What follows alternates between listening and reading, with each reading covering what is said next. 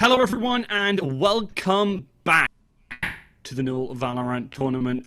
Obviously, Varsity, we're here in spring. I am Rook and I'm joined by Donny, your matchup between Moral Free and Susfinest. Of course, you by Unite, TwitchTune and Logitech G, where you can get, well, obviously, various different things. You can get some of that housing and also pick up some gaming gear while you're at it. Try and support our sponsors because they do help us get absolutely everything done here. But we have a titan of a matchup today. A Moral Free versus Susfinest. Both of these squads right at the tippy top of that scoreboard.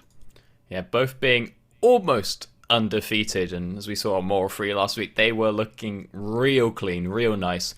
At the time undefeated, but then later went on to lose one of their games to Reading Knights at the end of the day. But for the most part, in the game that we saw, a very dominant performance, minus there was a slight potential room for error in the middle, like the last 4 or 5 rounds of the first half, but other than that, bang on show from Moral Free.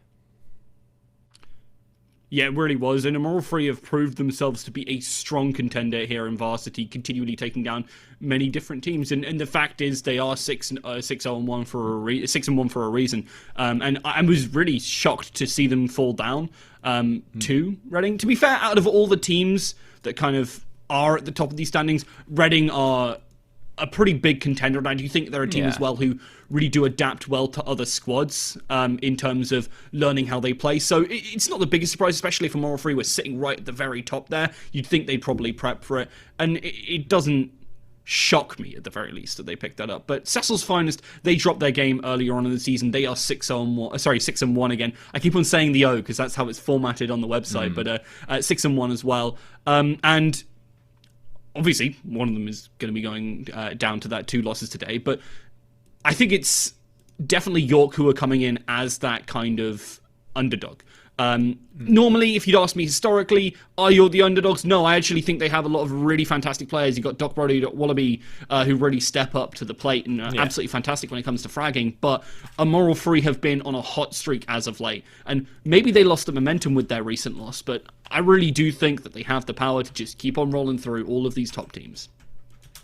Yeah, and that will be in terms of that sort of mental edge. Like you said, if they have sort of lost momentum, when you're undefeated, it has a big effect on your mental, and it can be very good or it can be very bad. It can be, hey guys, we can't lose, unbeatable, let's go. But also then there's the flip side, which is when you start losing, you're like, oh, this is it. That undefeated streak that we put so much prior for very little reason is now going to come to an end. Oh no, oh lord, and people start tilting very quickly. So it'll be interesting to see how it has affected basically both of these teams now coming in. Are they now unleashed, or is it a bit more reserved now that they realise they actually can lose games?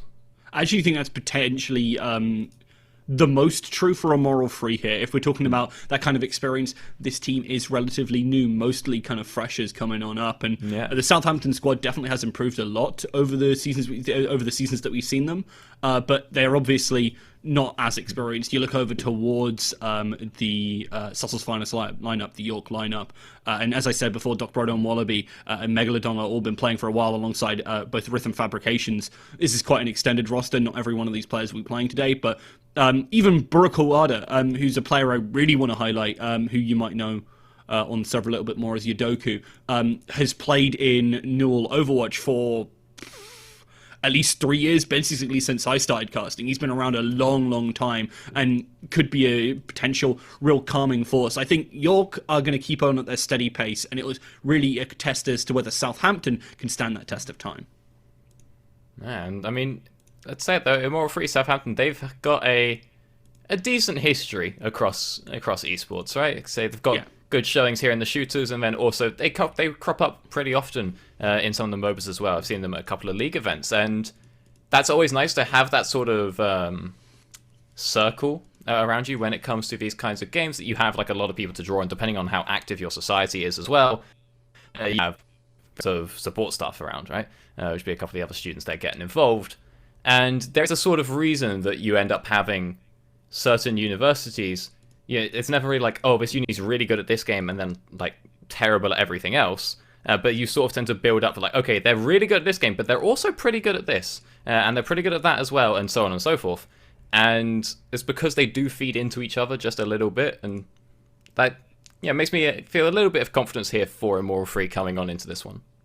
Yeah, you got teams like Warwick and obviously like York themselves who have consistently had teams kind of strong in a bunch of different areas, and it kind of promotes that kind of same atmosphere, that very competitive atmosphere. And I think that's one of the biggest parts of it, is you have some universities which, and this is absolutely no detriment, I went to Newcastle and we haven't had very many strong teams in terms of esports. We've had a couple of decent ones in Overwatch and also more recently in Rainbow Six Siege, and a couple of decent League of Legends teams, but not much in the very end. And it's about cultivating that atmosphere where people really do want to succeed and people really do want to try their hardest in these tournaments. And in other places, it's about having fun. And I mean, that's also a core part of university tournaments. I genuinely do feel that way. I took a part in a couple myself, and I am by no means a good player. I'll be completely honest with you. And it's just a real great way to spend an evening with some mates. But obviously here in the Varsity tournament, a lot of these teams are pretty darn strong. They're putting in a decent few hours to be able to take the top of the standings. Yeah, so these people, no fun in video games allowed around here. Not allowed. Completely illegal.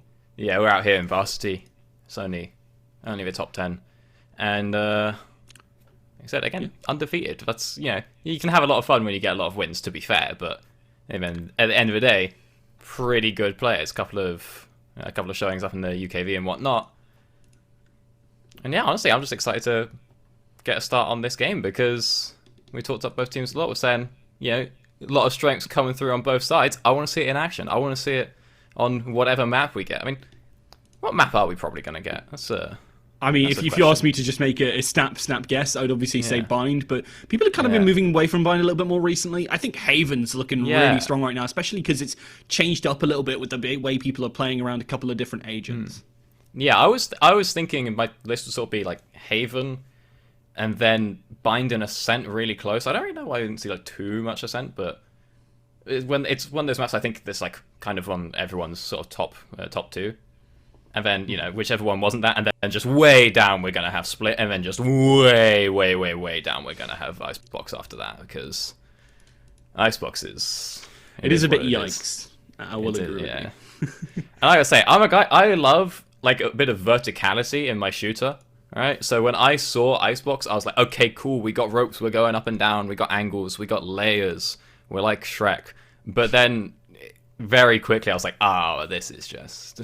It is a bit awful at times. I don't find it too bad, but mainly because I stay away from specifically the B site. I much prefer the A site and how that plays, and I can play into the more open areas. But I would be very shocked to see any teams hankering to pick it up. To be fair, if I was a team, and if I was a coach right now for one of these kind of university level teams, I would actually say to try and pick up the Icebox at least a little bit, because then you really have that threat when we get to the best of threes and we get to the best of fives that, hey, if you don't ban Icebox, right, then we're going to play it and you're going to get dumpstered.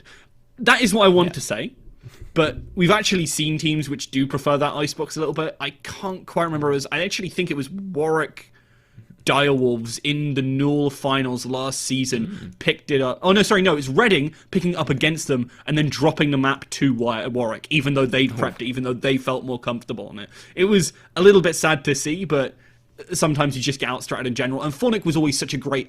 Sorry, I say was. He is still around, funnily enough. Has always been a great IGL, and I have a lot of respect for him. And I think he just attacked Icebox in a very interesting way. And I think that was what allowed him to pick up the win.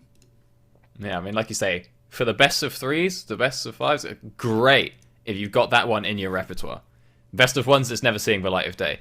But there's always the element of surprise coming on in when you get onto those maps. It was always interesting to watch it, especially around, like First Strike when Summon FC busted it out, and it was very new. Very few people were really like enjoying the map at the time because it was the newest one. So why would you? It had only just been enabled for that event, and Summon FC just first game of the finals, send it, and had a really, really strong performance on that map that Don was really too comfortable with. So if you can get yourself into a situation where you have that kind of cheese strat, then let's bring it out, let's see what's going on. But best of ones, we're not seeing anything too fancy, I'm going to say. I think we're going to, your classics with your binds and your havens, and there's going to be a couple of omens in here and there, and we're not going to get too spicy with it. Yeah, we have actually had the bans come on through, and as obviously as we can see on screen now, took away Split, Icebox Ascent, and then we picked onto Haven. And that was Cecil's making that final decision, so that will be a moral free with that side selection, and Sam, I guess, was right. I mean, Haven, it's not a huge surprise. It's a good map to always see them on, and I'm glad that we have this clash between Titans at the very top of this leaderboard on a solid map. We don't have any of our splits, we don't have any of our Iceboxes, and not even...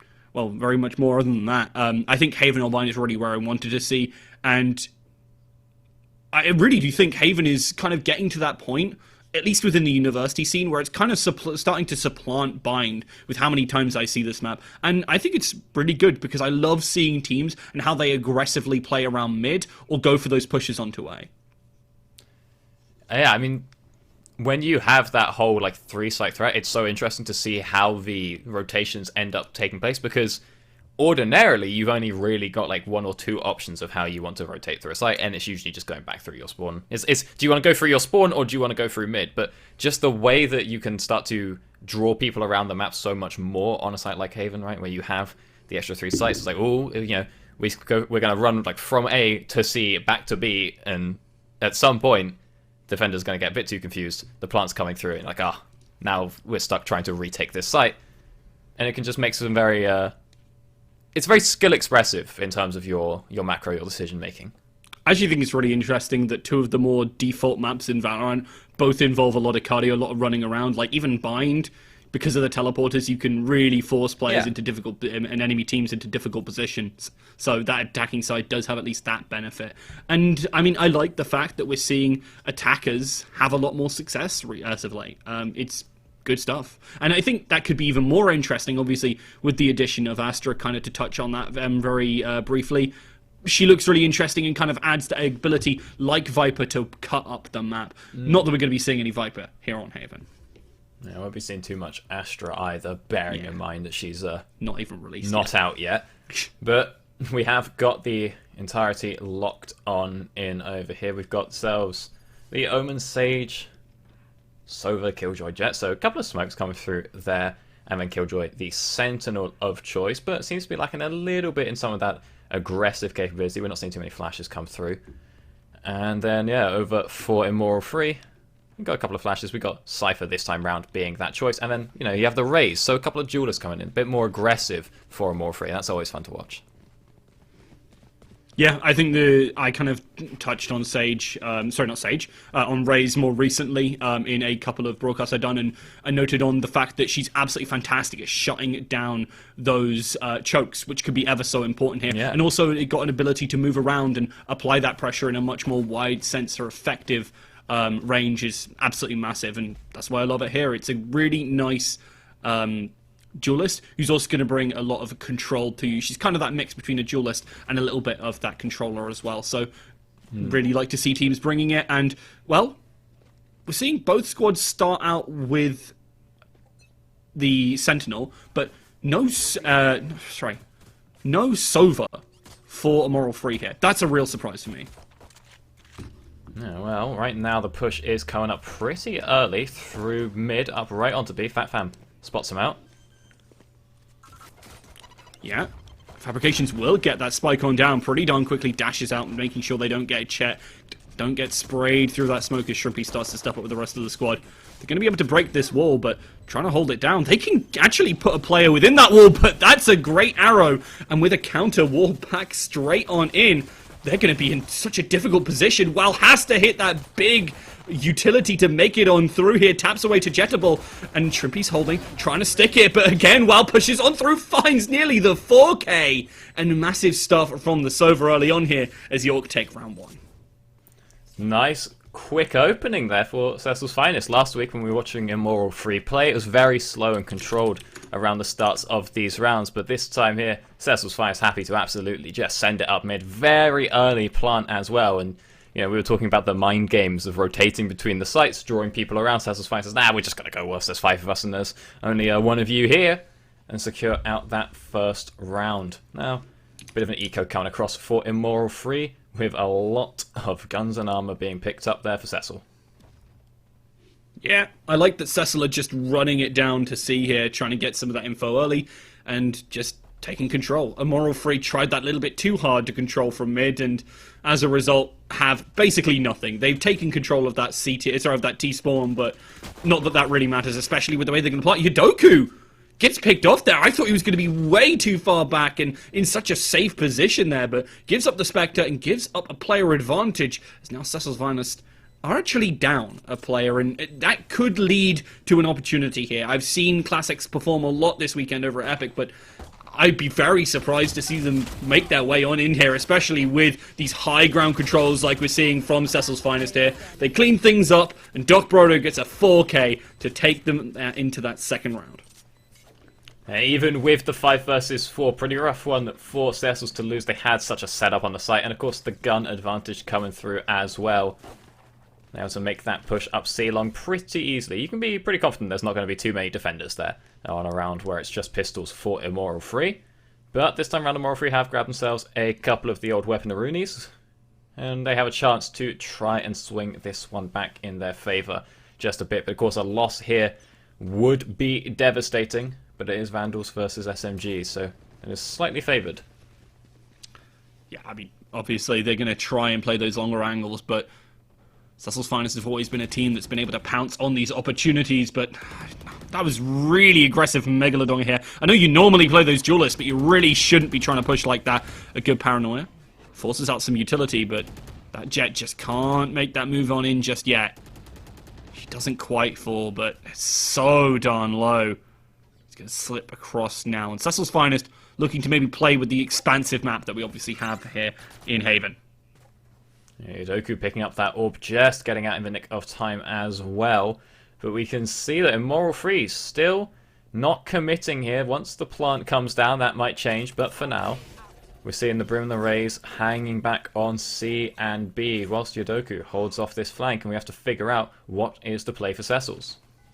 Cecil's look like they're convinced it's got to be this A site. There's only one player on it now, so they have the rotated off, and Cheek22 doesn't even get that first frag. Wald takes it to 4 versus 4, and they should be able to get that spike on down. Doc Brodo does get it pretty easily there. Turret gives away their position, but Fat Fam's still holding this angle, expecting that push, but Immoral Free Cecil's Finest know that they don't have to push in aggressively here, and Fabrications shuts them down, however, to Jettable. easily flushes out those 2 players. In hell, it's 1 versus 3 now, and they have a massive weapon disadvantage. Easy stuff for Immoral 3 as Tjedible leads the charge, and Cecil's Finest find themselves losing that bonus round, but it's okay. They still have enough for those rifles. Like we said, Cecil's Finest did have a little bit left in the bank, so they're okay to lose that one, but definitely an important round for Immoral 3 to win. Pick that one up for themselves, and you can see off the bat, this is just a rough peak to be going for. You can't be trying to take these angles when you have gun deficits, and it looked okay for Cecil's Finest when they managed to sort of stall out so much time, but suddenly when it came to the retake here, I mean, Immoral 3 just run on in. They just clean up 3 kills immediately. It's just a bit of better head clicking coming on through there from them, and it's a well-deserved win on that round. But we got to look at the ultimates. Very close for that Hunter's Fury, for the showstopper. If those come up this round, might look to try and turn it. Nades don't find Megalodon here early. I'd love to see a slower paced push from Cecil's Finest here, as they do seem to just be piling onto sites left, right, and centre here. They're going to use that drone. Notice there's no one on here, and that'll likely be a very quick execute if they go for it. But they are being that little bit slow here. There were 2 players of Immoral 3 waiting for that push to come. I think Cecil's Finest are pretty happy with the rotate that they've garnered. Only 1 player sticking around. It's too good to be true when they saw there was no one on site. They think, no, that can't be right. We must have just missed a spot. But it really was the case, as the lockdown has been deployed, pushing everyone back off that site. Wait that one out, and this could be the push. Interesting to see here. Jet looking to stick around Fat Fam, maybe trying to play in that safer position. Oh, does try and put that smoke up. That does mean that Brodo's going to be able to get that spike down, and they've gotten so much control here. A good concussion does hit 2.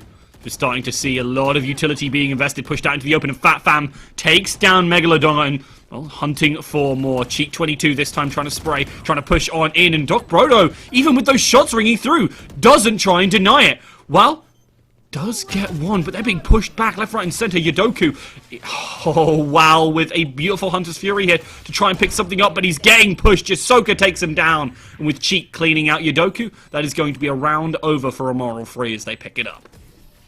Again, just better gunplay from Immoral 3, making their way through onto that site. Seemed a very strong position for Cecil's to be able to hold. They got on the site with ease, but then Cheeks just walking on in, spraying into the smoke, and Doc Broads just lets it happen. And while holding back on this flank angle, he's trying to see if anyone tries to cut them off through that A-long. It's not happening, and suddenly it's a bit of a 2 versus 4 as he's trying to pick things off with that Hunter's Fury. Pretty hard one to bring back from that position, and now Cecil's Finest, that was the Hunter's Fury, that was the lockdown, and it was all their gold. Cecil's Finest, they had all the work that they needed to be able to get that one. They even invested in Ultimate, and even with that, they couldn't pick up the round. And this one, they lose that first frag. They at least force that in Ultimate, I guess, but it's a bad start for them as Fat Fam just domes Yodoku yet again. Tjedible holds strong, and Wild can't even find that one. Immoral 3 just completely denying Cecil's Finest to push on in here, and I think that was through the smoke from Tjedible there to help finish off the round. And Immoral 3 with a flawless and pretty perfect half there. That was a very, very strong half for Immoral 3. You can see they are looking pretty happy with the creds with the guns, and yeah, pretty sure it was through the smoke. Tjedible, that smoke looked like it was staying around for a while, so a strong hold there from the Rays. Tjedible having a very good showing last week on the Rays on this here Haven as well, and again, not looking too great for Cecil's Finest. Another thing to note is that it seems that Megalodon is dying very early on in these rounds, and it just means that it is taking a while for that res. As that's just an aggressive Jet. That's alright. That's just a dash straight down C long. Okay. I had some backup from the flashpoint at the very least, but it still is really cheeky there. And speaking of cheeky, Tjedible just domes Doc Brodo. They don't expect that push to come in via mid like that. And they're going to have to force something here. I think Cecil's Finest is making a very good call to try and make this A push happen. They're going to get on site and likely going to get that spike down pretty easily as well, in a very similar fashion to what we've seen so far. But this time, the wall goes down, and, well, Megalodon doesn't die. There is a stat from when from when Valorant first started. That was however long if your Sage lasted longer and you got that wall down later, you're winning way more rounds. And Megalodon survive here. They can find a lot of utility, but even here, when they get onto the site, because they've lost a player and because they just weren't into positions quick enough, Cecil's Finest pretty much lose the round on the spot. The defuse is going to come on through. Megalodon are very sensibly just trying to save here. A moral free yet again rout them. Yeah, even with the late wall, still an easy take for Immoral Free. It was the same in the last round, pushing through onto that A site. They're pretty happy to just walk on through those chokes and click a couple of heads whilst they're at it. It doesn't seem to matter how many different angles that Immoral Free can cut off. Yeah, they can wall off the under there. They can have someone watching the flank, but ultimately Immoral Free, they can send 5 people through one choke and still walk out ahead. And that usually tends to be a sign of a pretty skilled team. Fabrication's trying to bring out that Blade Storm to find some sort of success here.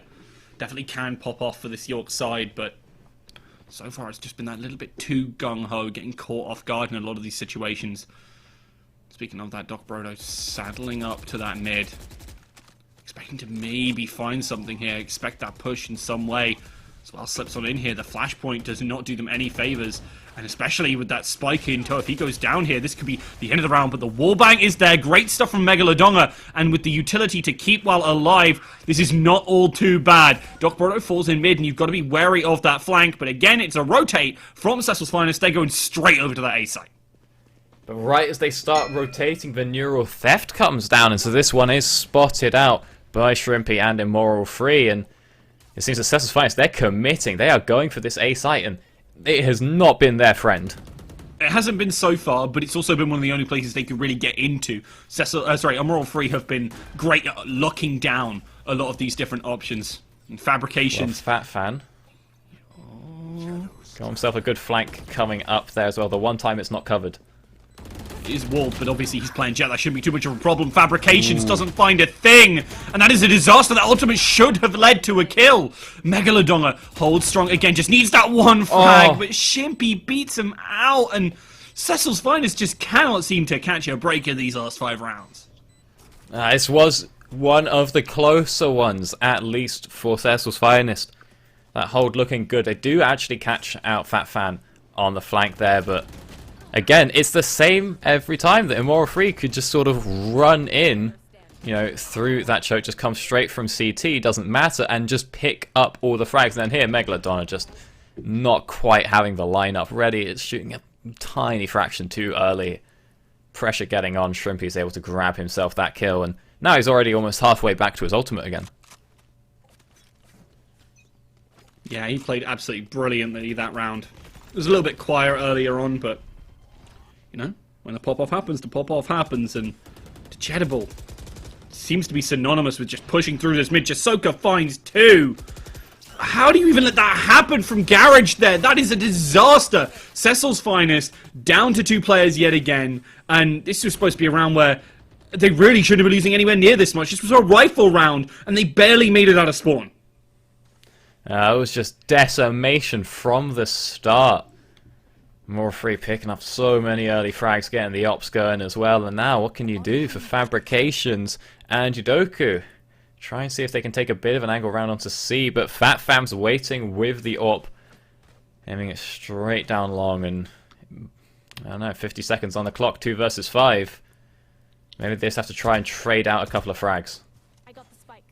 You gotta get something here. It's that, or just go for a really hard save, but Immoral Free likely going to try and hunt them down if they don't try and make a move here. But with all these gunshots being fired, I think Immoral Free are expecting Cecil Finest to try and still win this round. 2 versus 5 is definitely possible, if not improbable. Shrimpy's backing up, and with that, that's an easy spray through for that. Tibetable doesn't even touch his left click button. Shrimpy comes up big again, and I was saying this is an attacker-sided map, but Cecil's Finest don't seem to be finding exactly why that is.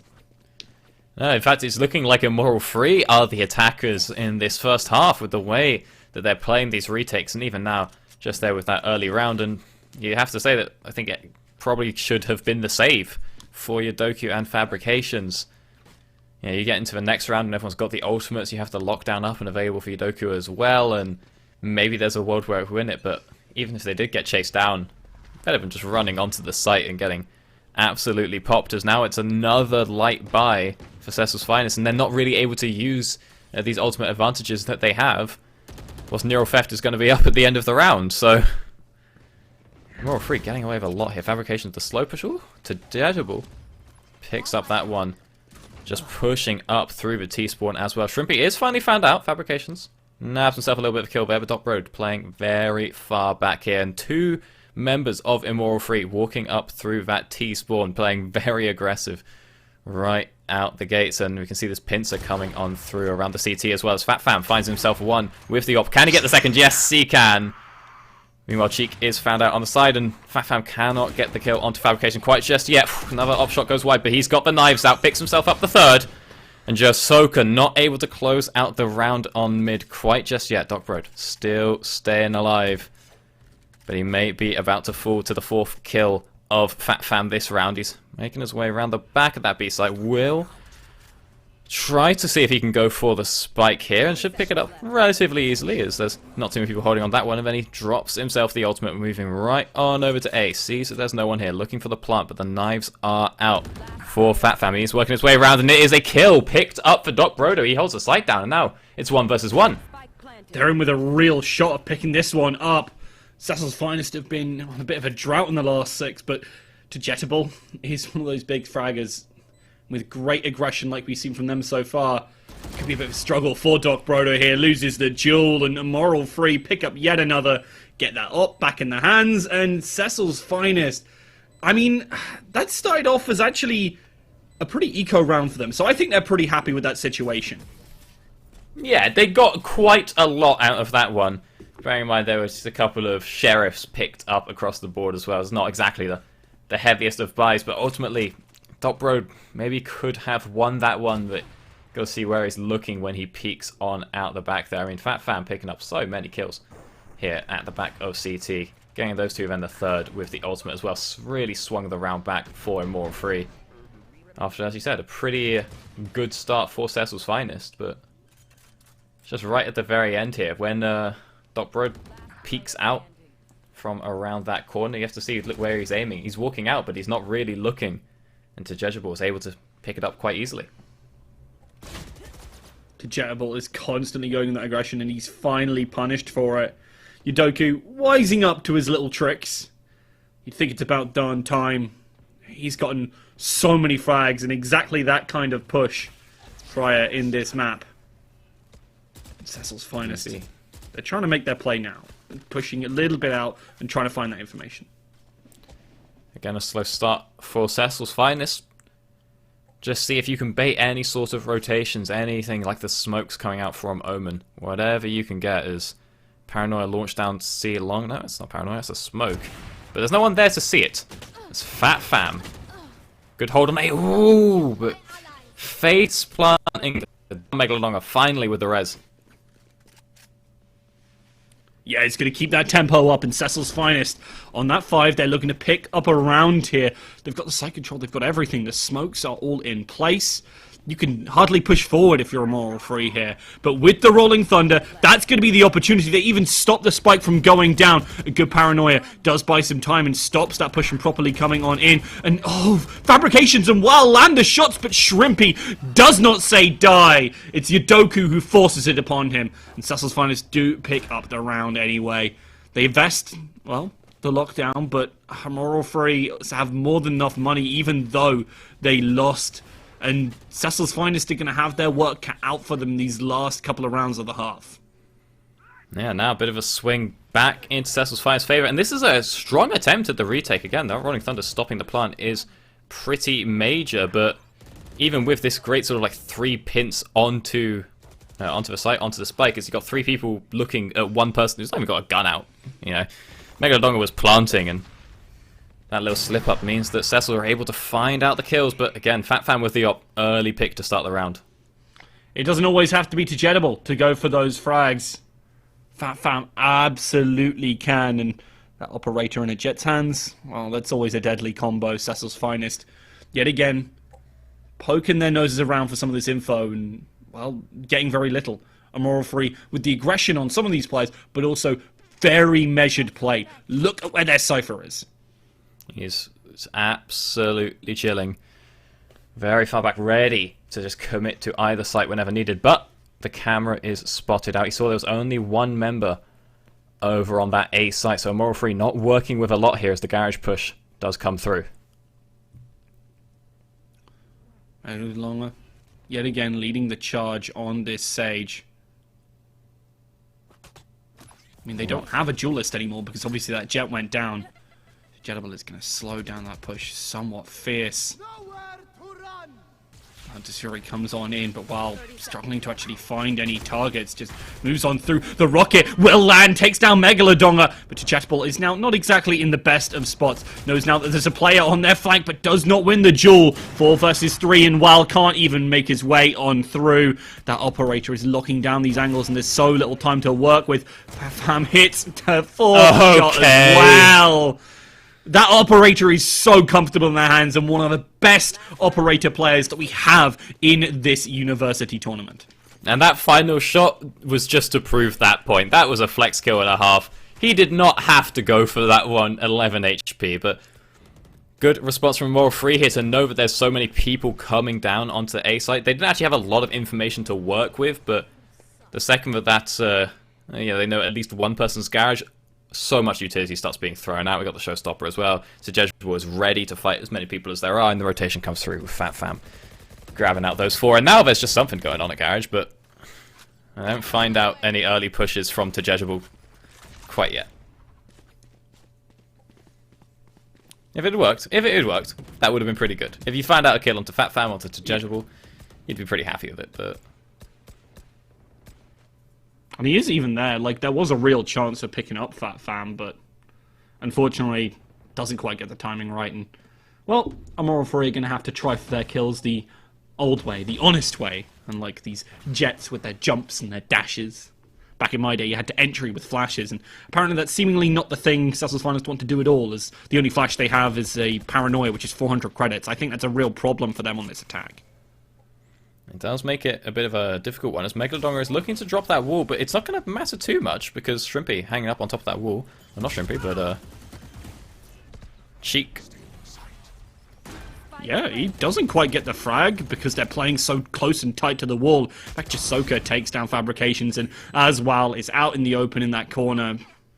It's just an easy pickings, 3 versus 5, and they don't have much utility to be able to deal with this. The nanoswarms aren't even in place, and I don't think they can get in place. Megalodonga trying to spray there, but Yodoku gets picked off. Cheek is just holding down that 4 button and picks up the round off the back of it. Brilliantly done. Megalodonga does find a lot of kills, and Amoral Free lose a lot of players, but Cecil's Finest lose out the round, and, well, we're going into that next half.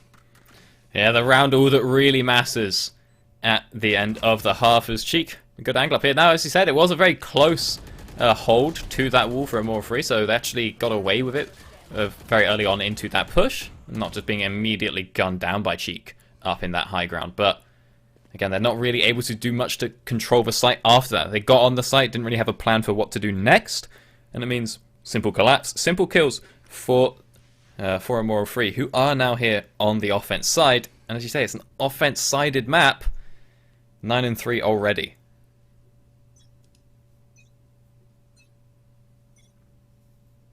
Cecil's Finest. Their comp is better suited for this defense. But obviously, that's all conjecture if they can't properly stifle what Amoral Free are doing. And with the way they've coordinated, with the way they've been happy to make these aggressive pushes, Amoral Free's attack seems like maybe even the better fit for them. Got to keep it in mind that they have these combos ready. They know how to work effectively together, and that's been one of their big key points, I feel, why this team is 6-1. They've been able to work so well together. Yeah, but Cecil's Finest, 6-1 as well, but you wouldn't guess that these two teams are at the same scoreline, as the garage push does start on up. 2 members on C, a rotation coming over as well. Fabrications does get a little bit of vision of Fat Fam there, but unfortunately they get completely tagged up. Wild goes down to next to no HP. Does survive, and a good shock dart does actually land. And actually takes down Cheek as well. Great read on the movement to bring it back to 4 versus 4. Dart goes down, doesn't even get to single scan off there, and Shrimpy playing at those long angles, trades 1 for 1 here. Cecil's Finest is starting to make their way on in. They've got 2 players pushing that angle, but that concussion is perfect. With Jedable covering it, but the freight trades back and forth. It's just Soka who comes up big to clutch out the round, and Immoral Free already on double digits the first round in this half. It was a close round, close attempt from Cecil's Finest, but the angles were a bit too much there for Immoral Free. Too many ways covered. It's a very nice shock dart to get that one started off, but you can see that even though Doc Brodo almost manages to pull this one out, just because it's sort of two attacks coming through from Cecil's Finest versus 3 holds from Immoral Free. The ammo runs out, Jasoka picks that one up, starting off the round. He's getting himself pretty nicely towards his Rolling Thunder, and Cecil's Finest probably going to lose this round on eco alone, and suddenly you're getting very close to the match point. They don't have much in the way of breathing room. I wouldn't have been surprised if they'd forced up there. They got a lot of frags. Why not just go for it? That's the argument I would make, but yeah, you got to be careful sometimes, and I think that measured response, while obviously could be a bit problematic here, is generally a good MO for them. Yeah, sometimes you have to take that, but now Cheek and Jedable Jasoka just gotta really wonder what's going on for Cecil's there on that mid push, because very simple, just walk back through your own spawn to grab that one, as now Shrimpy makes his way over towards that A site. We'll find out, Yudoku. And it's very scattered from Cecil's Finest, and 5v2. Good times for Immoral Free. Yeah, I think that's a pretty fair statement. Immoral Free clean up that back. It is the Cypher's duty to watch that flank, and does it perfectly. Megadonga does actually get round the corner in time to try and find that right click, but unfortunately, sometimes that right click just doesn't hit, doesn't find the frag, and, well, Immoral Free get completely off with that one. Brilliant stuff, but now it's the bonus round. Cecil's Finest with the remainder of those Spectres are happy to just, with the Immoral Free with the remainder of those Spectres are happy to just sit on it. And if they pick up the round here, well, they're absolutely laughing, right? They just go straight into that round and, well, pretty much win it purely off of weapon difference. Cecil's Finest, you got to kick it up a notch. And this is sort of the worry for Cecil's Finest, that to eco that last round in such a sticky situation means that you think that you can bring this back, from a 3-11 deficit just on consistent play, and that hasn't really been what we've been seeing so far. And even with the gun advantage, Cecil's Finest might not be able to find the win here. A couple of good frags going through for Cecil's Finest in some of these rounds, but they never seem to amount to enough. They do have a wall down the mid, which does buy them a bit of space, but Jetable could easily scale this if they need to. Even managing to pick up the rifle as they back on off. Immoral Free still have those smokes as well. It's going to make executing on the site so much easier. Cecil's Finest don't have much in the way of abilities to properly set themselves up for gunfights as well. I think that's one of the really big issues here. They just can't take them. They've got great utility, obviously, on the Sova and, well, on the Sage to really lock people out, but none to straight up win a gunfight like sometimes these flashes are able to do. Megalodon are just trying to spray on through and find something, but they're playing too far back. It's nigh upon impossible to try and deny from that angle, and, well, Wal has already used both of their shock darts. This is going to be a very difficult position. Jasoka even just holds it down and wins out at the long range with that Spectre. Position given away. Wal does take that frag with the backup of Megalodon. The 2-player push is good, but Jedable has a rifle in hand. Wells trying to spray, trying to buy some time. The satchel charges just buy everything. They run out of ammo. Cheek cleans it up, and that is exactly where Immoral Free need to be, as they are looking to say, hey, we're dominant, and undeniably so, as they are taking on the other 6-1 team and just making it look freezy. Yeah, dominant is the word. Even with the weapon deficits, they make their way through, pick up that round, make it look easy. And because they play it nice and slow, controlled, get in Cecil's head a little bit now. We got ourselves the operator. Oh no, the operator refunded. Fat Fam not going for that one, but the Rolling Thunder is up and about to just force right on through here on the match point.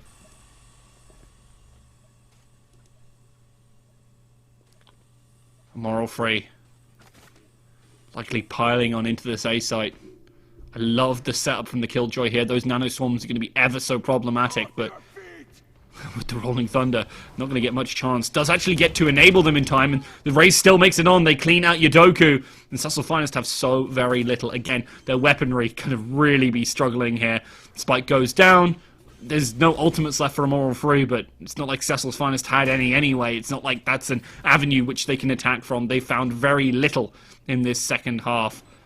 Immoral Free just looking to clean things up. Fabrications dashes on in and, well, straight to his death. And Chisoka does clean up. They get 2 free kills there. And now they have a little bit on the board to try and contest with. They're already 1 player down. Megalodon gets full flashed in the face, though. And Doc Brodo is going to have to be huge here. Finds that first frag. It's 1 versus 2 now. Swaps on over. He just can't find the weapons he needs. Finally gets that Vandal. But it's not enough. Cheek was ready and waiting. And Immoral 3...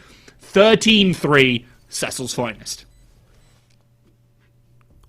A strong attempt at the end there to bring it back for Cecil's Finest, but ultimately, when you put these two 6-1 teams up against each other, it is clear to see who the victor is, with 13-3 just absolutely dominating out of the gates. There was the first 2 rounds that looked very good for Cecil's Finest. You know, they get the first round on that shock value of just sprinting it right onto that B site, get themselves the second round because of the eco, and then after that it's just almost nothing but wins for Immoral Free. They drop one round after that, and very, very well deserved win. Actually, that makes me wonder what's up with Reading right now, because Reading were able to pick up the win versus this. Yeah, I mean, Reading have always been a strong squad, especially towards the end of this season, and definitely one of those hidden bosses. They're only down at 4th, however, so they are definitely looking towards those playoffs with glee, pretty evidently. The only thing here, which I think is really mind-blowing, is that Cecil's Finest just could not find many of these frags at all. Normally a team which is really great at entering. I think it was down to, in part, these agent picks. 1 flash among them. On a map like Haven, that just seems like it's got to be wrong, right? Yeah, but even looking at the retakes in the first half for Immoral Free, the way they just run 3 people through that choke coming from CT, just 3 people through the corridor, and it's like, yep, we're just going to get the kills. And you look at the scoreboard, you look at the kill feed, and it's just headshot, headshot, headshot. You know, 3 blue on one side, 3 red on the other. You're like, okay, Immoral Free at some point. This is, this is just mechanical skill coming through. Like, yes, the trade-off here of, trying to get that Sage in, the walls didn't really work with Megalodon dying early very often, so you're not getting the good walls, you're not getting the orb stacked up onto the Sage. So I think there was 1 res in the entire game. Maybe you can swap that out for another flash, but I don't think that would have helped in those retake situations where Immoral Free started to really snowball the game. Yeah, I think that's pretty fair to say. I do think those retakes were a real problem for them, and they just didn't. They had the utility to be fair to deal with it. They had obviously their Sentinels and things like that, but it just didn't work at all. And I do think that, kind of touching on Megalodon very quickly, free my boy. He is not meant for Sage. That is not the kind of thing he wants to be playing. No, he's like Phoenix, Raze, sometimes Reyna. Man is a duelist through and through. I'm surprised to see him on it, and while I obviously don't think it's the entirety of the story, swapping him off might do you a world of good. But unfortunately, that's all she wrote for Cecil's Finest, going down here in a disappointing, I'll be frank with you, fashion. But of course, this is all brought to you by Logitech G, world's best-selling gaming gear. And we are going to be getting ready for our next matchup, which is going to be, if I remember correctly, a matchup between Rootkit and Hertfordshire Stags. Hertfordshire Stags. So we'll be right back with that one after this short break.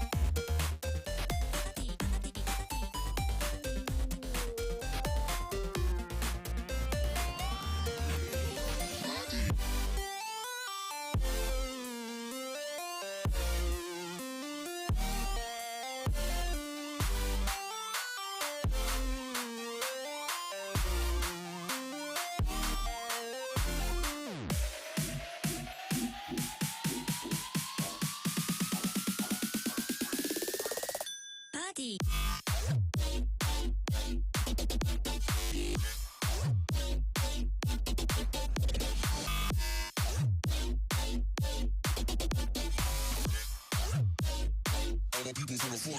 Party. Party.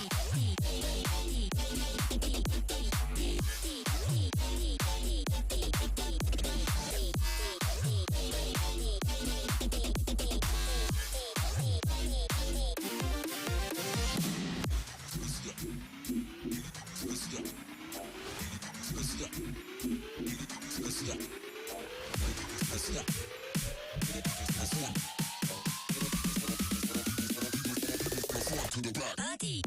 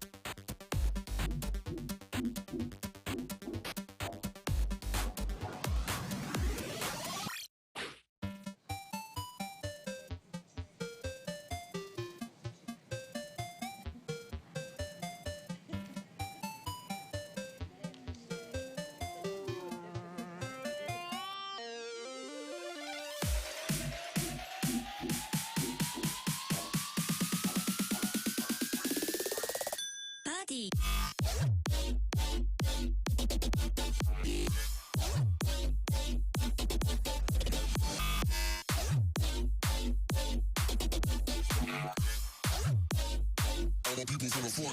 Party.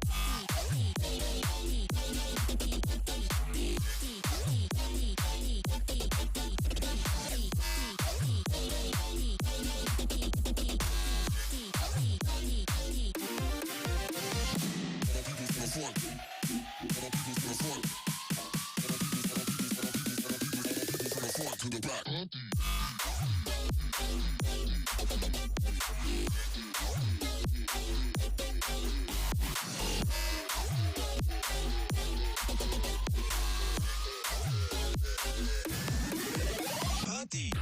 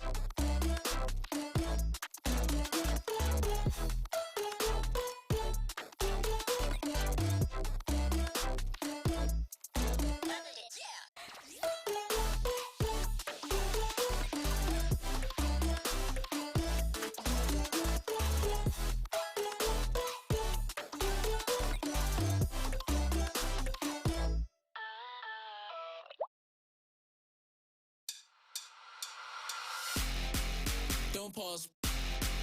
Press play. Don't pause. Press play. Don't pause. Press play. Don't pause. Don't pause. Press play. Press play. Press play. Press play. Press play. Press play. Press play. Press play.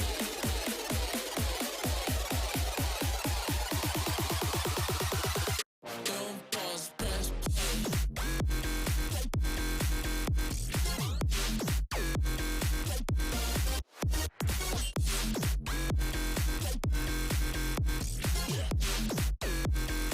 I wanna hear what you got to say. Press play.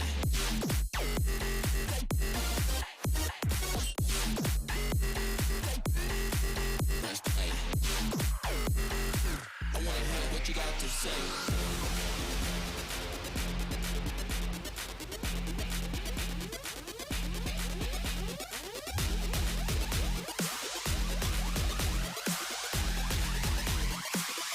Don't pause, press play.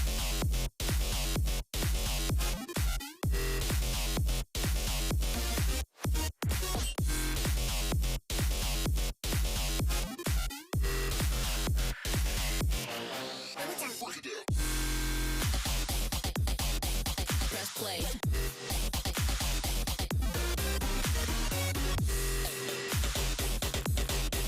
Press play.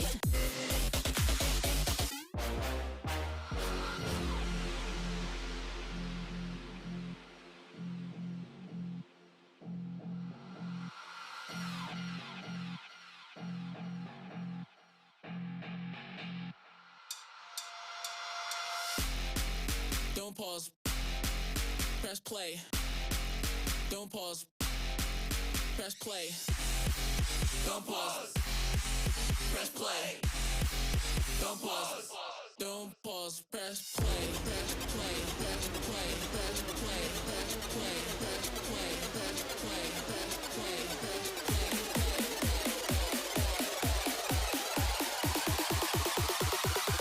Don't pause. Press play.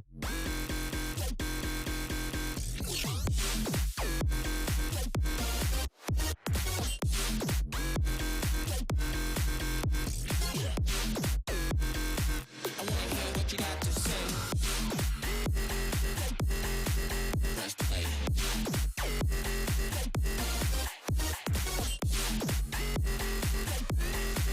Press play. Don't pause, press play. T-U-R-B-L, right into the cloud. This is how we go. T-U-R-B-L, let me take control. We are on a roll.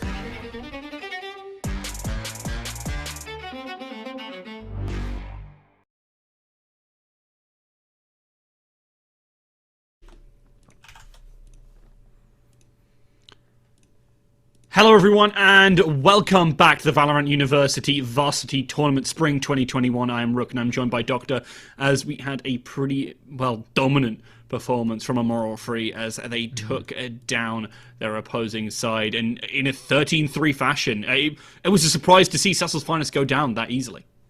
Yeah, I mean, both teams going in with the same scoreline, 6-1, very impressive. But once we actually get out there, once we get onto Haven, it is completely different story. A dominating performance coming through from Immoral Free. You know, Cecil, they got the first 2 rounds, and then they got 1 more round after that, sprinkled in somewhere around that midpoint. And Immoral Free took it, 13-3, and very, very, very strong looking team. They really are. Immoral Free looking absolutely terrifying. But now we have a matchup, as you can see, just above us. UEA Rootkit versus the Mighty Stags. And, well, I mean, this is always a great matchup for me. I love watching Rootkit play. They're a team that, while a little bit inconsistent, especially in some of their normal matches here, have been a team that have a lot of history in UK University Valorant. And the Mighty Stags, they have a decent number of players who've been around the block as well. It's always good to see them being able to step up to that point and continue to prove that they are a team to be contested with. And I'm always excited to see the new blood they've added in as well. It's allowed them to really reach the top of these standings.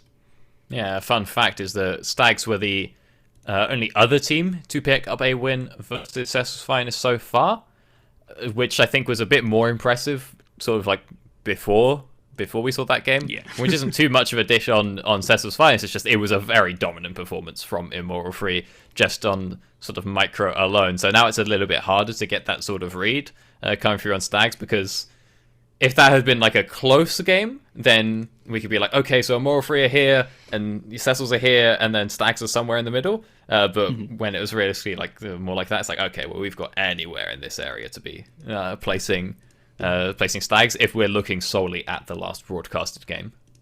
Yeah, absolutely. And I think, again, alongside it, Rootkit are always a team that you can't really count out. Whenever we've tried to do it on broadcast and done these predictions about who's going to win, Rootkit always surprised me, always proved me wrong, and it's really rather annoying. I wish they'd stop it. It makes my analysis look flimsy and lackluster, but I always love seeing them play as well because they work around each other. Every single Rootkit game, right? 2 players pop off, the other 3 really, really don't. And it's always fun to see who exactly is going to pop off and how they enact that. It's often really aggressive control over some of the key areas, like, for example, mid in Ascent when they play that, and they have a lot of success there. But in other ways, they also have some really big lurkers going on. So this team, you definitely get to see lots of different sides of it. Yeah, and that's always a strong skill to have. Have that sort of versatility, flexibility, and if you have that aggression as well, suddenly, your defense becomes an offense and everyone's getting scared and people are trying to push through onto sites, but they've got to hold utility for what's behind them. And like you say, with those lurkers coming up on the flank, gets very worrying very quickly, and it can be very difficult to stand up against that kind of pressure. So it'll be interesting to see how the Mighty Stags are going to respond to that.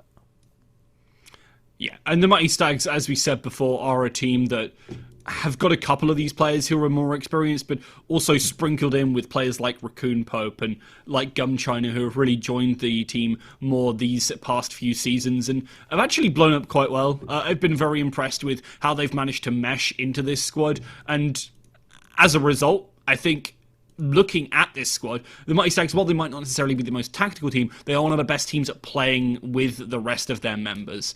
Sure. So look for them to get those combos off. We do occasionally see, in particular, the Jet Breach combo. They do love that.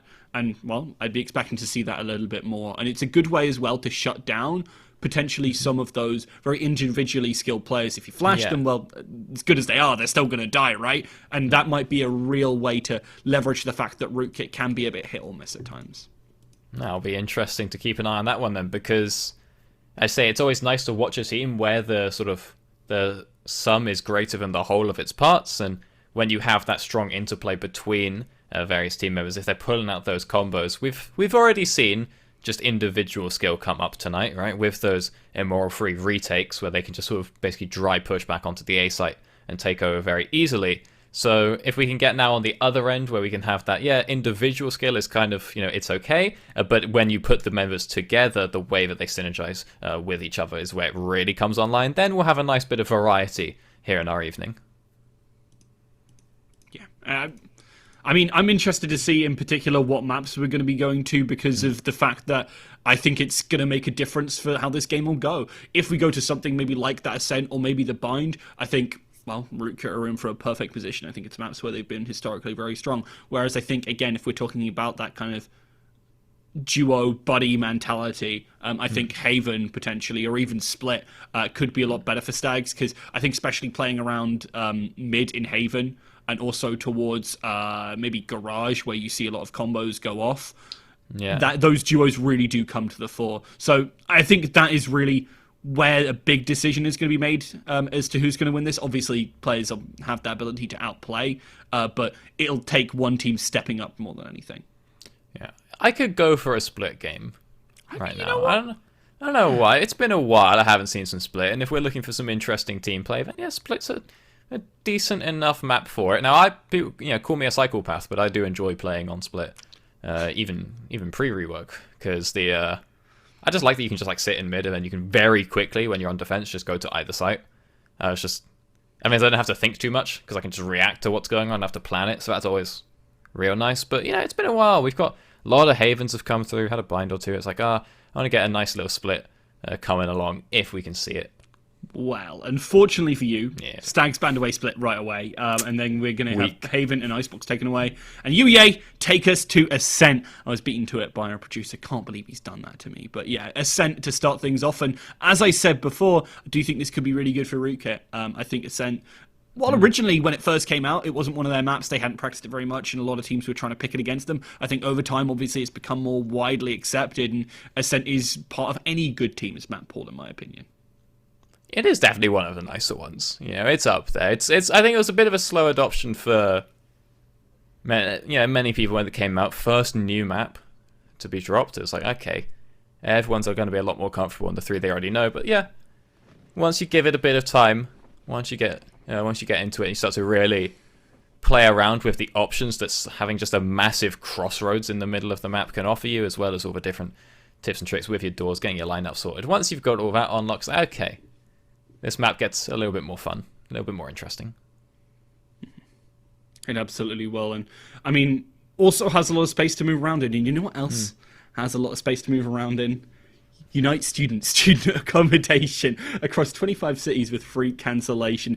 And you should book your room now for 2021, 2022 today, because, I mean, it's starting to get to that point. I know that my mum would have started already calling me up saying, Ollie, have you got your housing sorted out for next year? And I'm like, yes, mum, don't worry, I've done it. I'm whipped, you see. And a good way to be able to sort it out is Unite Students. It's always an easy way to get on in. And as I said, free cancellation. If you want to change your mind, if you want to go stay with some mates in a house in the city, well, that works too. So it's always a good safe bet here. So try and please use them because no, yeah, absolute banger of a place. Like I said, I was with Unite in my first year of uni. Had a good time. Very good time indeed. And yeah, it's just a nice little thing. Free cancellation, always nice as well, especially thinking about what's going on in the world right now. I'm not really sure where we're all going to be in a couple of months, couple of weeks, who knows? I know I'm going to be at home. I tell you that one. Doctor. Same. Yeah, that's true. That's kind of true. I just want LAN back, man. I'm out here with I'm like 30. Was it the 31st? Is when they say they're going to have offered like every adult a vaccine, and if that's true, then I'm like that. 12 weeks after that, we're in October. We could get a late insomnia going this year. If we're going through the second doses come the end of October. Well, normally it's end weekend of August, but I think there's a real chance for it. I think they probably would. Obviously, a lot of organizations trying to find some way to get their live events going, but it won't necessarily be quite the same. Now, obviously, Ascent, this isn't quite the same squad of Rootkit as well. CH Newman, one of those new additions to the squad, but seems to be fitting in well from the way they've been playing so far in Null. It's great to see that they're actually changing things up. The last removal was Obviously, removing Alpha AC to adding Griffin, which was, I hate to say it to you, Alfie, it was a massive benefit for the team. I do think Griffin has been very, very solid over the years, and maybe CH Newman could be exactly what they need to keep them competitive in this kind of late stage where they are actually quite an old team now. Well, mad moves coming through over on the offense side. And we go ahead, we got ourselves UAE already having locked everything here for Rootkit, and a bit of an interesting one because we've got a lot of control coming down, you know, with the double smoke setup and then also the breach and the Sova. However, then you slap in the newly nerfed Raze to really have someone to be your pop-off there, because that's what I see when I look at this. I'm like, okay, we've got, you know, 3.5, depending on how you want to look at the Jet, 3.5 people that are adding a lot of control, a lot of utility, and then we're just going to have Reyna like pop off and go sort of 1v9 in this one. But at the same time, it's a nerfed Reyna. Usually that strategy could kind of work out for Reyna players before when you had all four of your soul orbs. Now you've only got the 2, so interested to see how that one's going to pan out for UAE, if that's the direction that they even want to take it. Yeah, I was a little bit sad, honestly, to not see the Yoru. I've been actually doing, obviously, some other tournaments, and I saw Rick's GG pull out a lot of Yoru over on Bind. Obviously, I don't think it's quite as good here. You were trying to use those footsteps to walk on through the teleporter, put a lot of pressure on the opposing team. But it would have been nice to see it a little bit more. I actually think it's kind of interesting, at the very least. While his footsteps aren't great, he obviously puts a lot of pressure just by putting that teleport towards the backside. And his flashes are still flashes at the end of the day. They do bring a decent amount of utility. Dimensional Drift obviously brings a lot of information and could be a good way to set yourself up for some of these rounds. Unfortunately not coming out today though. We're playing with a bit of a more standard roster. And then just to go over what we're seeing on the side of the Stags, it's pretty simple, but they have themselves a Reyna as well.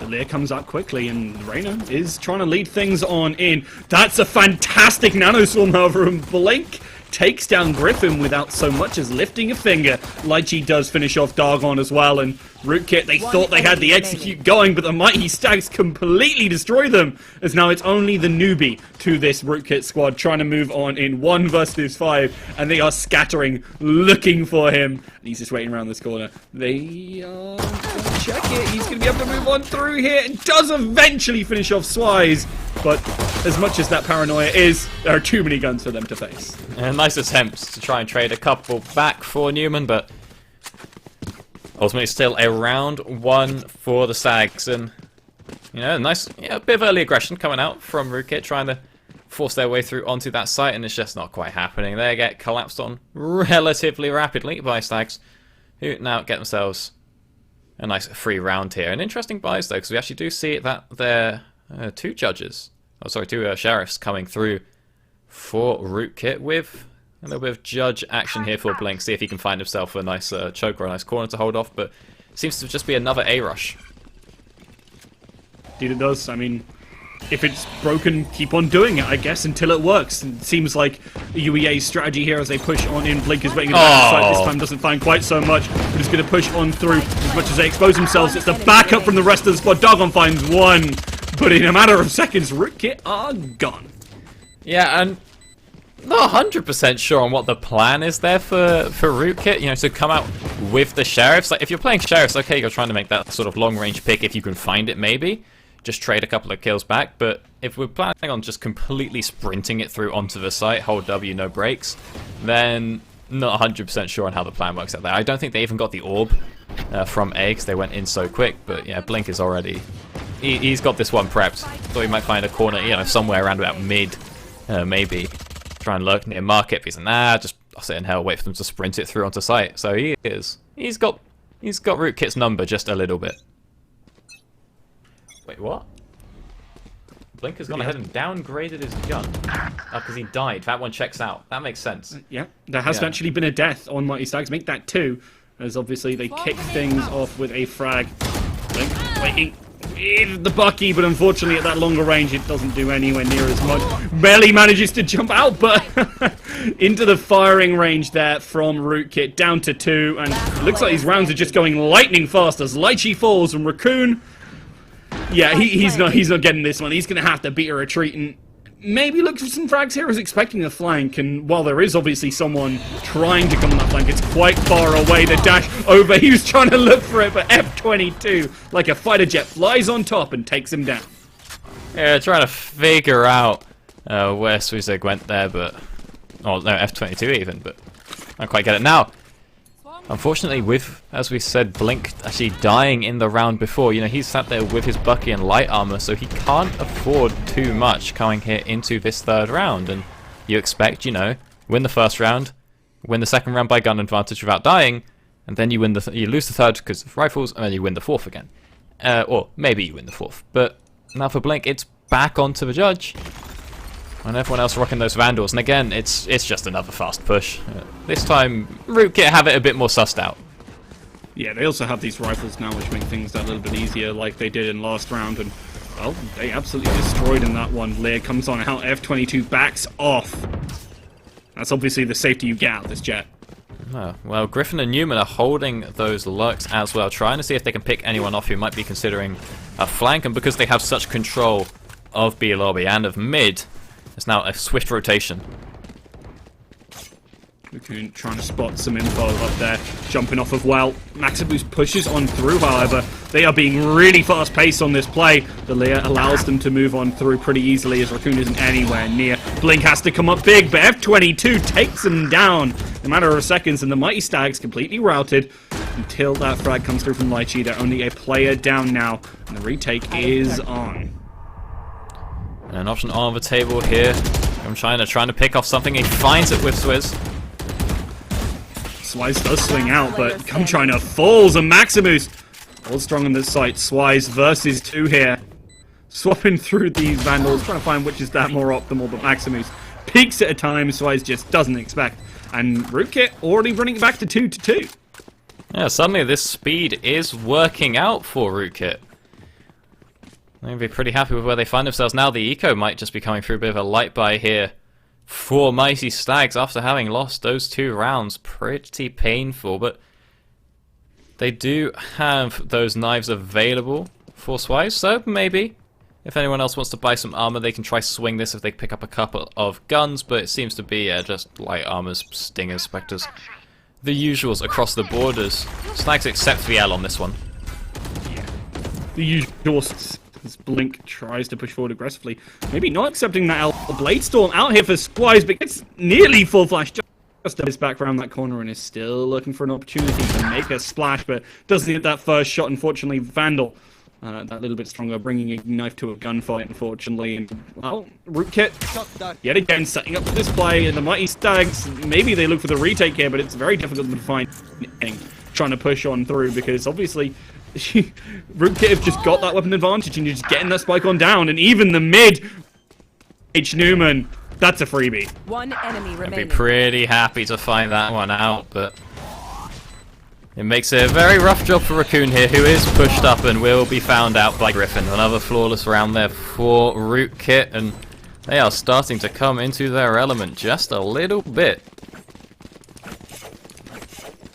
Yeah, an operator in hand now for Swise. This obviously might provide that extra strength on the defense that they're going to need. Mighty Stags, they picked up their first 2 rounds and they did. Since it's been rifles, well, it's been the domain of Rootkit, and that's it again. They've got 5 helmets on the board.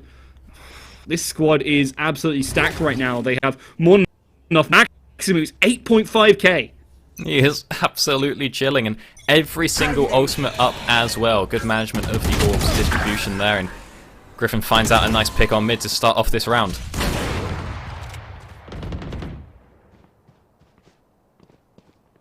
Swise not finding too much back in return. He might pick up a kill here, but is found out 2 health. Jumps his way up over the Hunter's Fury, but the push through from Griffin will find him out, as now Dargon trying to catch out the Omen on the flank, but won't quite get that one out, and the push is continuing from Rootkit. Keep eyes up on Heaven. Lychee kind of over on the wrong site there when his ultimate got cancelled, so he's just lurking B, and My ultimate is this not could ready. well just be the My safe ultimate. coming through from Lychee and Raccoon. I think that's definitely a Spike sensible planted. decision here. The Mighty Stags are not picking this one up. Trying to execute on in here would be an exercise of futility, especially because Rootkit just... I mean, we've seen how these post spawns have really gone for them. They've been able to hold very strong angles, and this A site just seems to be their place now that they've got these rifles. Yeah, they're pretty happy with where they're finding themselves now. And you can see the squad moving on out. I always like looking at the minimap at this part. It's like those, you know, those top-down games where there's like I don't know, security guards, like cleaning. Yeah, I know the walls, kind you mean. and you Like can see kind of their like Monaco. their cone of view. Yeah, exactly like Monaco. Yeah. Yeah. And you just see the fear in the mighty stags as all these cones just sweep across the map. As the bomb does go off without having found any members of stags. Ooh, bit of action back on the backside. They're going to catch him out. Bit of sprays coming through, but I think everybody got out of that one alive. Holy So, but two guns whole, I there. guess. Ooh. It was a close one. Yeah. Rootkit, perfectly fine with that. They've got loads of money. They're not too hard done by. But obviously, being off that save, Mighty Stags do still have something in this round to try and contest with, as much as it isn't the greatest of buys. Spy's up on that Bucky, and Gumchina just deciding doesn't want anything to do with this, and, well, okay, as I say that, picks up a Bucky themselves. A little bit. Oh, Blink makes it work! Takes out the Omen early on here. That's no smokes for the rest of the round and could potentially be useful here. Maximus doesn't spot anyone out with the drone, doesn't know there's a player on site. Doesn't quite catch the Griffin! You had an opportunity, you could have seen the back of them there, but they still are here! Blink takes down another before going down as the result of that lack of eyesight there. Big mistakes from Rootkit, and now it's a 3 versus 3. The Mighty Stags could look to force this, and maybe even find it. Rootkit have still secured the plant. They're not as grouped as they might like Griffin. But now a couple shots. We gotta wait. We gotta make sure it's 3 members here on the site. The Stags not using this window of opportunity. Means it does turn to an even 3-3, but the push onto B long is there.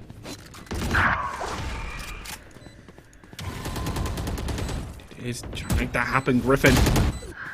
Oh, does lose the duel. Swise is just trying to make this execute happen. F22 falls as well in the trade. And you can see his Sova is nowhere nearby. They're trying to stick. He doesn't have any utility. Maximus has got to be quick on this. Will he be able to get the shot in time? He's wide out in the open.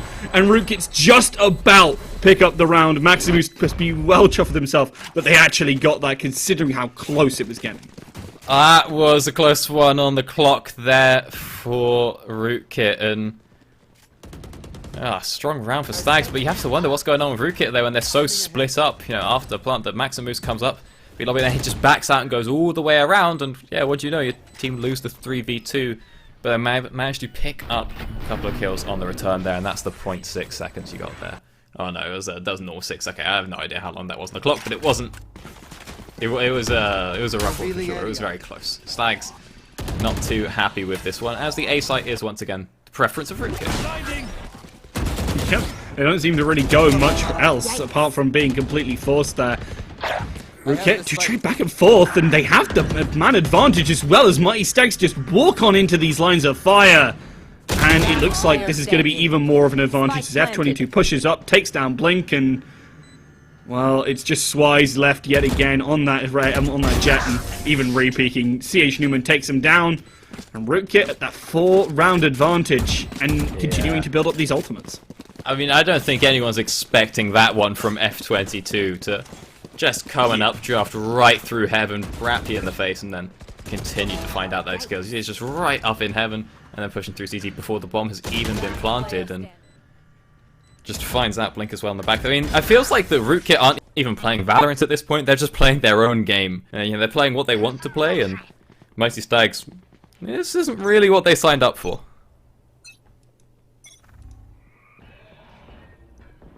Liz going in, trying to take that mid control. Rootkit realizes it's very important.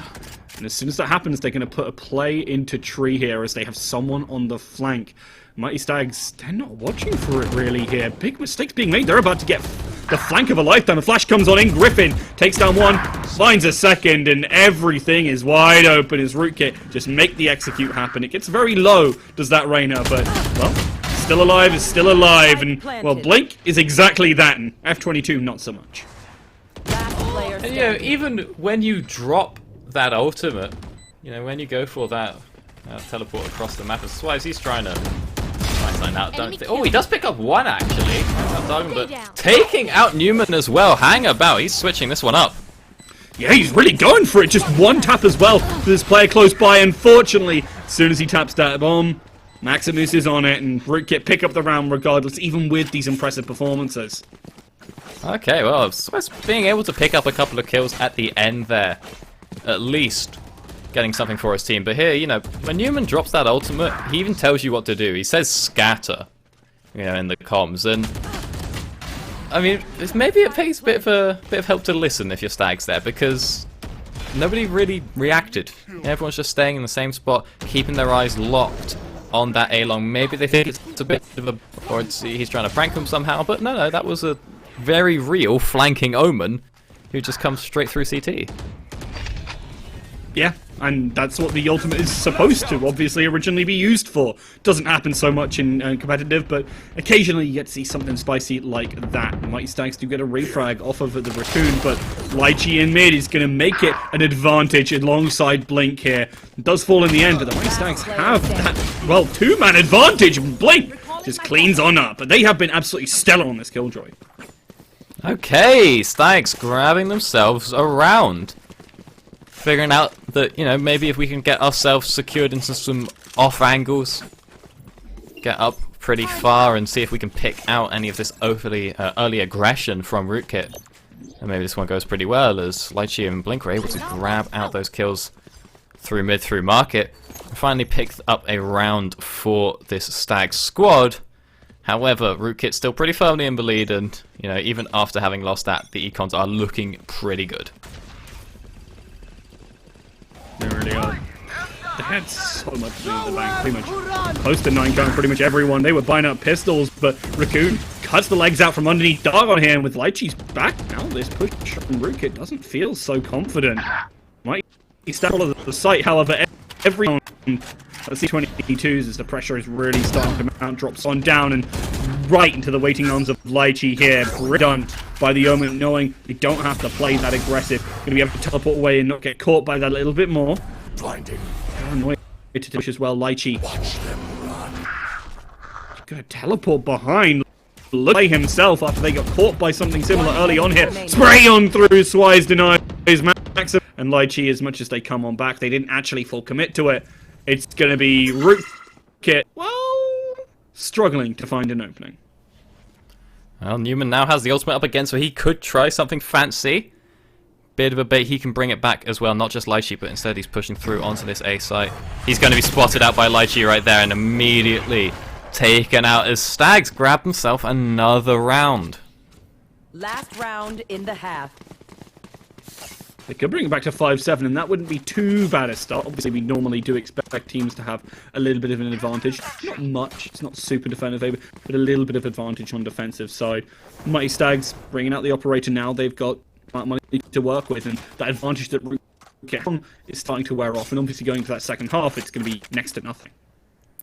Well, we do have a couple of ultimates on the table at least, but not really the game changers. If Dargon can get his Rolling Thunder, then Rootkit might have a good time, but Raccoon is looking down that mid. Can he find the op? No, he can't, as Maximus trades him off with a Vandal.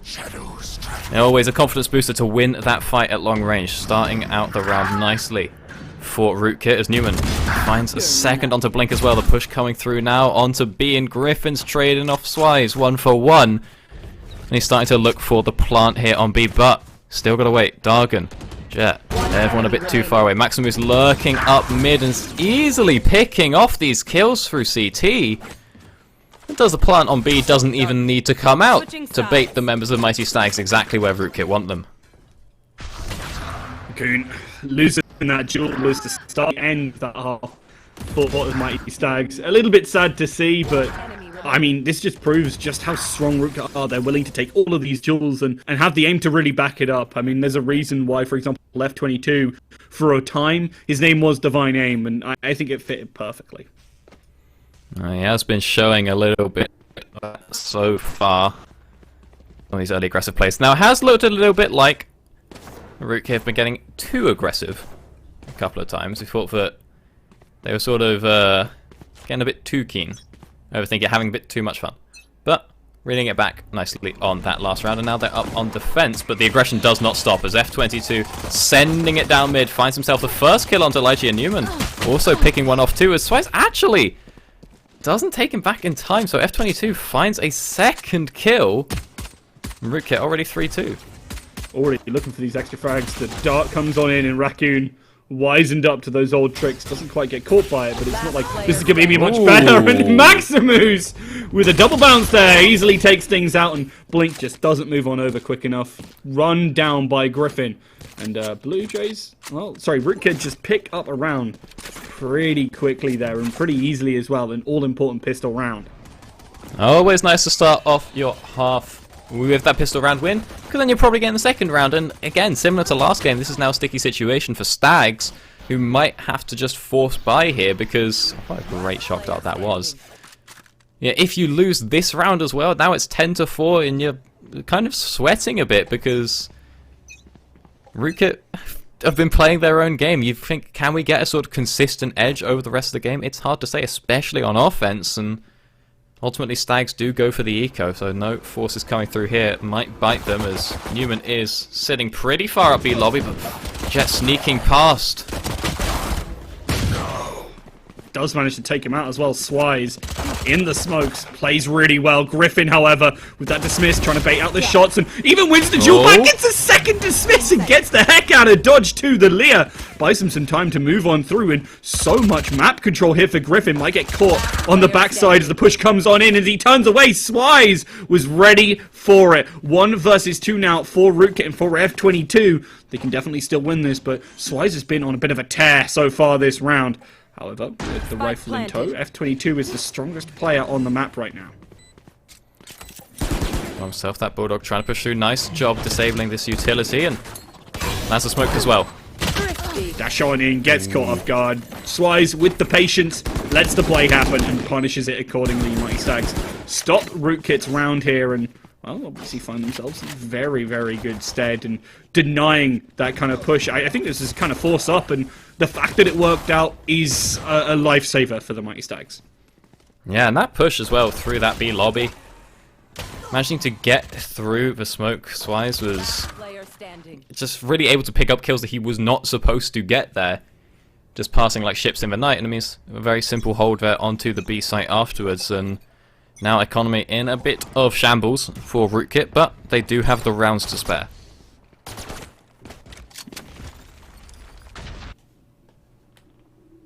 Waiting in the smoke. Cover going out. Newman? Expecting that push, but lets it just happen. Rootkit have got a decent amount of control over this A and mid, but doing the aggression on B here, I'm surprised they're just going for that at all. You have the shorty, that's not the kind of push you should be making. It's not quite the angle the shorty was designed for, but at the very least, she gets out of that one alive. The knives have been brought as well. It's a slow starter to this round, which is not, Rootkit's area of expertise, but they seem to be relatively okay with how they find themselves now. A bit of control coming through onto mid, as Mighty Stags won't be finding many members out there, but we can see the rotations coming back through from Griffin, from Maximus. Maybe they get picked off, and suddenly the fight explodes around that. Pushing on in here, F22 takes down 2 with the frenzy. That is super impactful. Now these 3 players pushing through tree. Could be in for a wild card. Dargon's holding it. The right click doesn't pay off. He has to swap to the left and then takes him down. 1 versus 2, unfortunately, as Swise with that Bulldog punishes Rootkit accordingly. It's going to be a little bit of a late rotate from CH Newman here, and he is in a very difficult position. I believe the only weapon he has is a shorty. And as much as, they can find frags, 2 at long ranges, Stealing sight. That's a bit of a push, to be completely honest with you. Doesn't even get that first as Swise was covering it, and the Mighty Stags pick up the round. But honestly, a pretty good showing from Rootkit there to be able to get so many kills on an off round with the frenzy pickup from F22, and then as you see here, Dargon holding out the site as well. It's just not doing due diligence on these angles, not getting maximum value out of those Lears, does come back to bite the Stags. How they did pick up the round, they still got the rifles, but it was very nice for Rootkit to just be able to make that kind of dent. Because we look over, we see Raccoon real low on the money, Gumtriner not looking great either, but everyone on Rootkit is basically in the red here, so an important round for Rootkit to pick up. Otherwise, Stags could be looking to even this one out.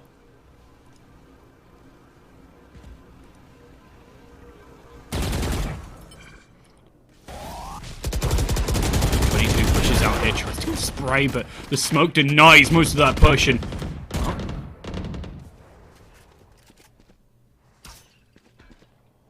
very slow, very steady, very controlled, but the flank could well be coming through. The ultimate not quite actually available for Newman, so hold that thought.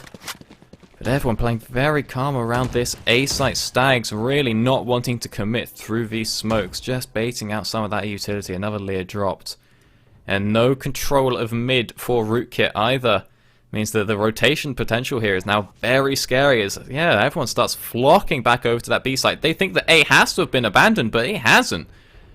Stags still with 5 members in this A long, and now the smoke comes out. Panic in the eyes of Rootkit. Everybody's swinging back. yeah, they just get right onto the site, and the Mighty Stags are able to make this a pretty easy take for themselves. They should be able to get the spike on down. The Rootkit just don't have the ultimate to try and contest this. They're going to have to use raw aim, and they take down 2, make it 3 almost instantaneously. Unfortunately, F22 leaps to his death, but the rest of the team is all too happy to cover up for their mistakes. And Rootkit,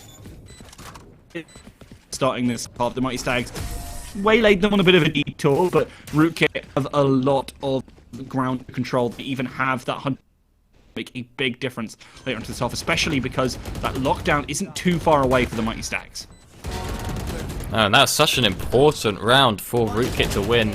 With 200 credits between the 5 of them, but even after all the shenanigans about those rotations, that Maximus and Griffin are able to hold that one down with just superior head-clicking ability. And a great bait from Stags, to be fair, and credit where it's due. All 5 members left the site. Everyone ran out, but Stags assumed that someone had to have stayed and played it a bit slower than they could have. And now Newman just playing so aggressive off rip, as is F22, as is Griffin. And it's already 3-4-1 trade. I don't think Stags saw this coming in any world, as Newman's just absolutely sending it down that B long. And that is a rough loss for Stags this late into the game. Yeah, Rootkit just completely destroying them there, and that means that Mighty Stags could kind of get some weapons in the bank, but not much, and they only have 2 opportunities left to try and push this one through. It's going to be nigh upon impossible here. The fact that CH Newman gets away with this, and the backup with that Lear, the spray, everything goes wrong, and the Mighty Stags just, from there, as you say, they don't know what to do. They weren't expecting the aggressive push, and this is Rootkit through and through. They've been leaning heavily on this aggression, getting so much info, getting his frags quickly as well, jumps on up, gets a double spray down! Oh, that was just gorgeous from UEA. I mean, F22 is just throwing himself at Stags at the start of these rounds, and it is working. It didn't work that much last round, but it then baited Stags to think, oh, that's just classic Jet.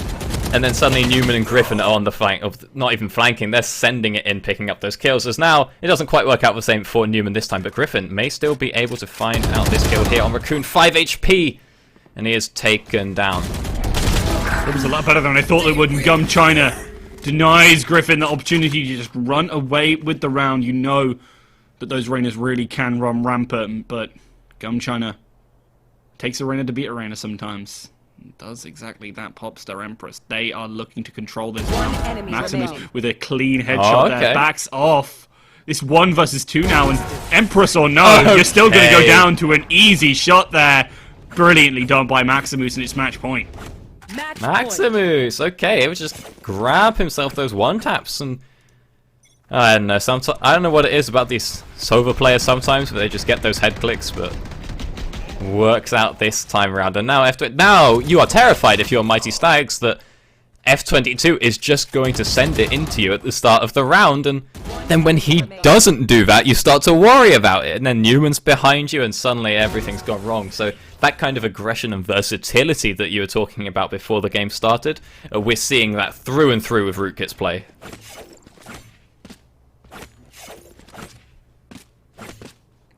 Really are just seizing control of so much of the tempo of these rounds.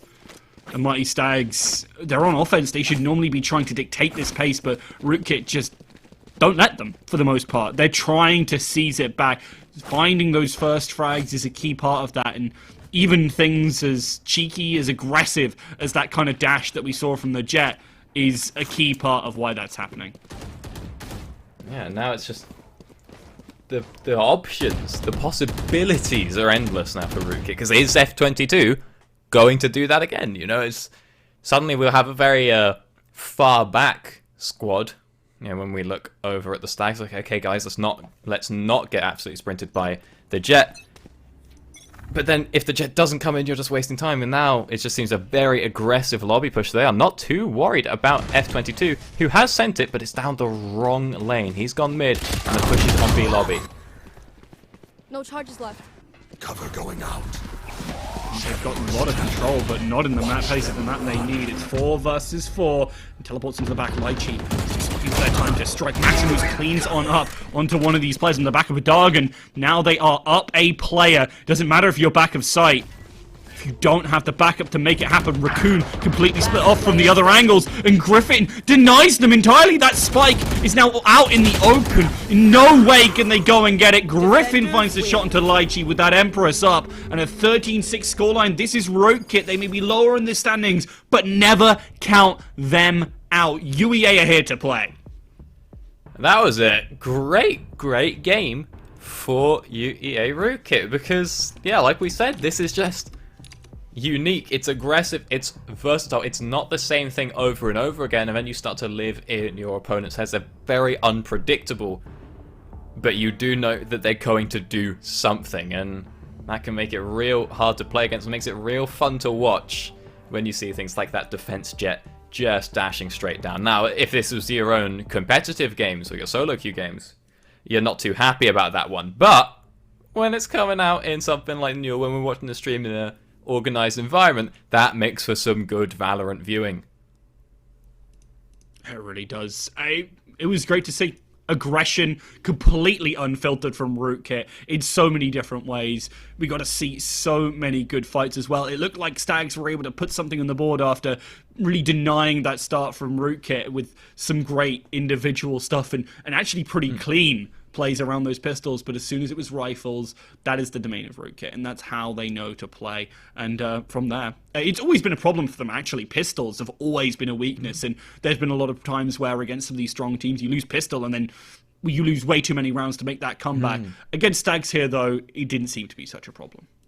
Even managing to come back after having lost that pistol round, being able to grab themselves out those early rounds. And again, another opportunity in the mid game where I thought that maybe Stags are going to be able to pull this one back, but then suddenly it just cracks open again for Rootkit. And because they have such a massive advantage going into their defense half, they can bust out a whole new swarm of strategies. It's interesting because they have always, wacky things that they're trying on the offense half that gets them, a lot of points. And maybe you have that 6-3 split, or that doesn't add up to the right number of rounds at all. But maybe you have like a 9-3 split coming off that first half, and you start losing rounds as your strategies and the wacky things you're doing get discovered.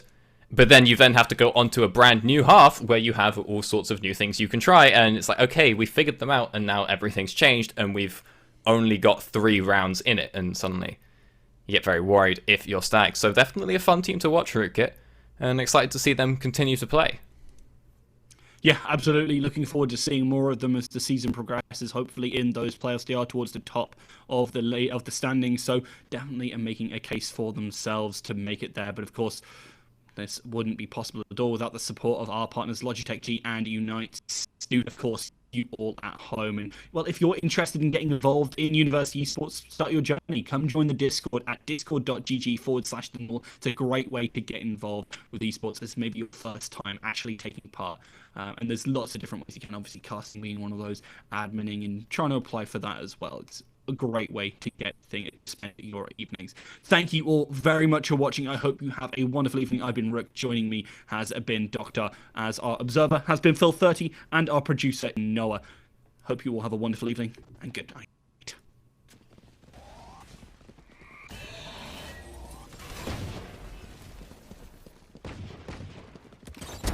One that found them. Spike planted. One enemy remaining. Swarm grenade out.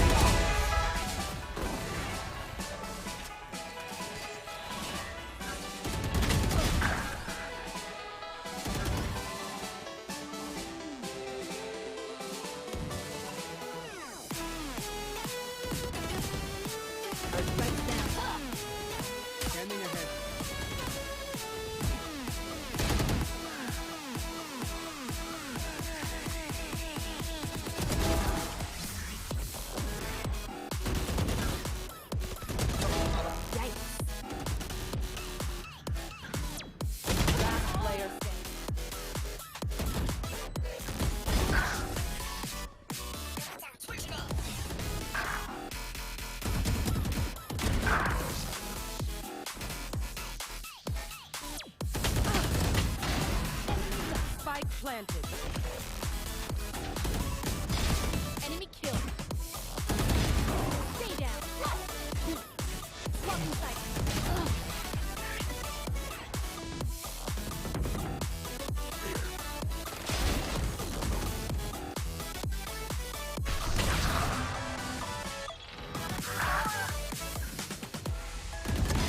You're nuts. One enemy remaining.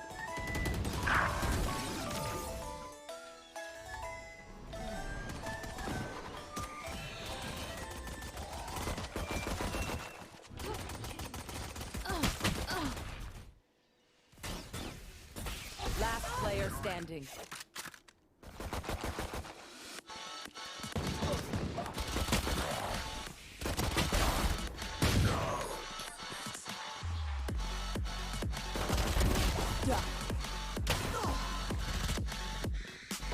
Last player standing.